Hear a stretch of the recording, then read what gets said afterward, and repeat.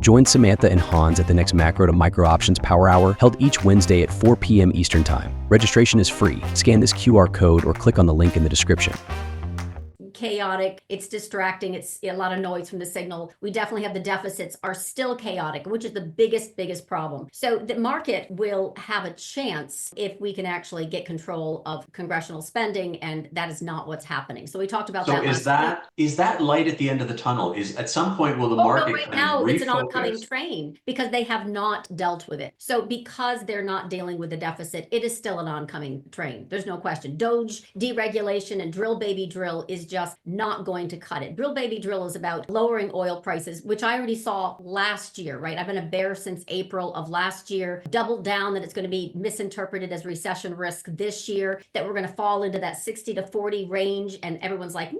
Navarro comes out yesterday and says, we would like oil down at 50. So if crude goes down to 50, there's not a lot of incentive for drilling, but nonetheless, their sound bites really sound good. So Doge really sounds exciting. It's going to save all kinds of money. It's not going to get the money back, but Congress still has the checkbook and the power, and they're saying, Supreme Court also ruled against Trump just a few hours earlier in his effort to stop the financing of U.S. aid, a very, very controversial black hole of money laundering. So the Supreme Court said, 5-4, you don't have the power. Really? Okay. So he's not having a lot of success in getting through this fiscal restructuring. So Doge right now is a donut for all intents and purposes. It has great potential, and it is, by the way, contributing to Trump's layoffs at the government. So we're still talking massive hit to the labor market, because obviously 45,000 out of 90,000 IRS agents, many will think it's a good start, but it's also VA just got hit with I forget how many, 70 something thousand. The point is government is shrinking, but without the spending shrinking, it's just going to hurt us. So we really have to get the deficit under control. The falling energy prices will be immediately seen as recession risk. Unemployment, jobless claims continuing to trend higher will be seen as recession risk. We don't have deregulation's great, but it's mostly for corporations. And those prices from tariffs are getting passed down to consumers. So everything in the short term is very painful for consumers. It is inflationary in the short term. But longer term, higher prices are corrected with lower demand. So what fixes higher prices are higher prices. So can he replace? So is he able to replace? He's thinking, well, I'm going to replace, any kind of, he's going to basically fund the tax cuts with tariffs. But then what about the impact on demand? And then so what do you have to do? Raise tariffs even more. So there's this sort of an endless game of this sort of endless spiral that doesn't really work, does it? I really think he loves tariffs. Like he's really going back to 2019 kind of Woodrow Wilson time. But one thing that I had posted, and I think this is a great chart for anyone who wants to kind of get their arms around, what does this mean recession risk as it relates to fair value and SPX? Because we're not just talking about right now what's happening, which is chaotic headlines on tariffs and yields and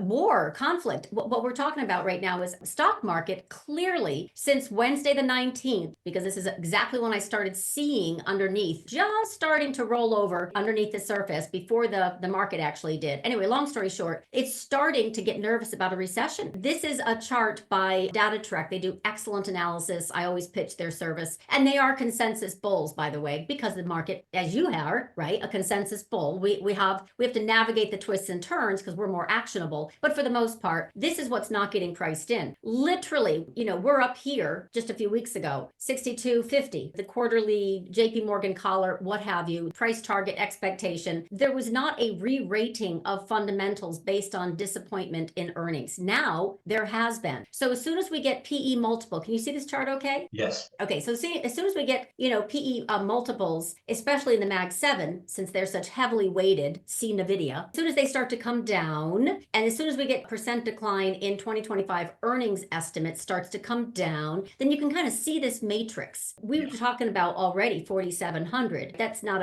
a huge level of concern. It'll probably pop up like a daisy. But the point is, then the next one will be lower, and then the low will be lower, and the next high will be lower high. You know what I'm saying? So we're gonna start working down through this matrix. Right. It's that's the problem, is that markets are kind of, as we always talk about, perform at the margin. And the problem is the margin is fraying in a very durable way, as you're describing there.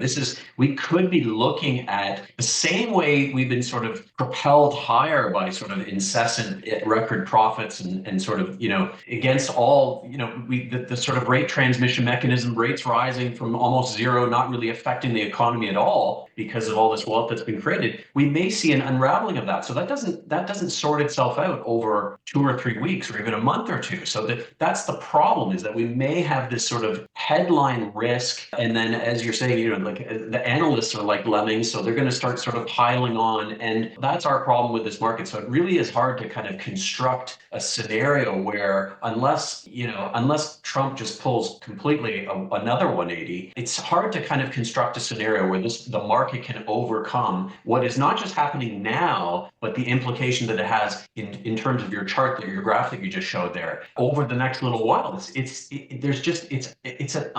our new reality is that this picture has very much changed, and that's very worrisome for markets. So we will see volatility. I was long a number of VIX structures. So the 20-30 call spread in March is coming to an end. So we have you to add some time. Yeah, you kind of have to be looking at April at this point if you want something that's going to give you a little bit of time. So I've had these March structures, which would have done better if this had happened kind of a month ago. Craig is saying, can you show that chart again? Yeah, I will.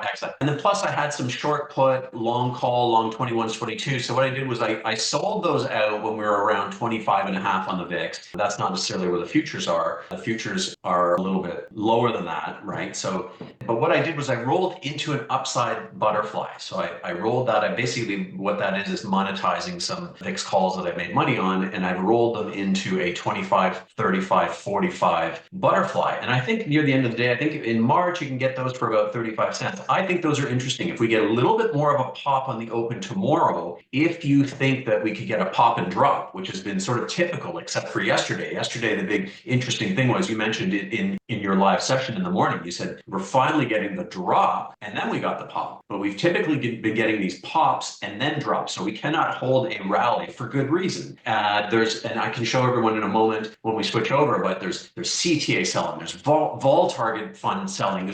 There is selling no matter what, just lurking below the surface. So I think you're right to figure that this is, I would be very skeptical of these rallies. And on a pop tomorrow, I'd be looking to maybe pick up even some of those marches for a little bit of a reversal down into the 5700s or low, down maybe a drop of 75, 80 points. And certainly I would be looking at adding some April at this point to maintain that hedge. VIX in the low 20s, given what's going on, that is not bad. And I've always said to people, I've said, listen, be careful with VIX. Everyone thinks the higher the vol, the more you should be selling the heck out of it, right? Oh, expensive options. The problem is low vol, low VIX can be expensive. A higher vol can be actually cheap. Relative product. It is relative to the underlying movement and risk that's going on. So be very careful. Do not think that a 22-23 is expensive, because I do not think it is right now. Join Samantha and Hans at the next Macro to Micro Options Power Hour, held each Wednesday at 4 p.m. Eastern Time. Registration is free. Scan this QR code or click on the link in the description. Watch the full Options Macro to Micro Power Hour episode by clicking on the video here, and subscribe to LaDucTrading YouTube channel for more content.